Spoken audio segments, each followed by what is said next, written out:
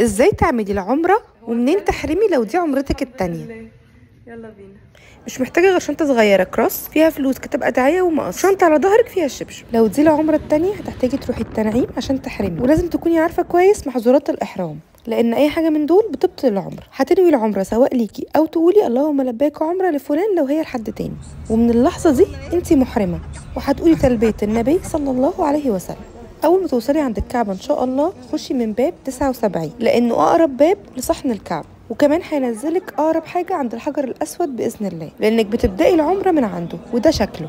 هتبدأي الطواف، والطواف بيكون 7 أشواط، وده الركن اليماني. ومن الركن اليماني للحجر الأسود بنقول اللهم اتنا في الدنيا حسنه وفي الاخره حسنه وقنا عذاب النار. كل ما توصلي للحجر الاسود انت كده خلصتي لف، ترفعي ايديكي وبتقولي بسم الله الله اكبر. وده حجر سيدنا اسماعيل وهو جزء من الكعبه، وهيكون حظك كويس قوي لو هم فاتحينه في الوقت ده لصلاه السيدات، تقفي طابور وتستني وتخشي تصلي جواه كده كانك صليتي جوه الكعبه. بعد انتهاء ال7 أشواط هتصلي ركعتين ورا مقام سيدنا إبراهيم، تختاري أقرب مكان وإن لم تيسر في أي مكان في الحرم. بعد ما تصلي اشربي بقين زمزم وروحي على الصفا والمروة. والصفا والمروة لا يشترط الطهارة، على عكس الطواف اللي لازم تكوني متوضية.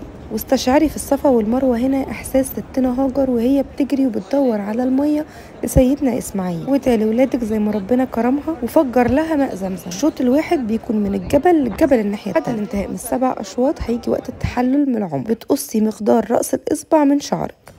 كان بيت الرسول صلى الله عليه وسلم في مكة، الحتة اللي فيها البلاط مختلف عن بلاط الحرم.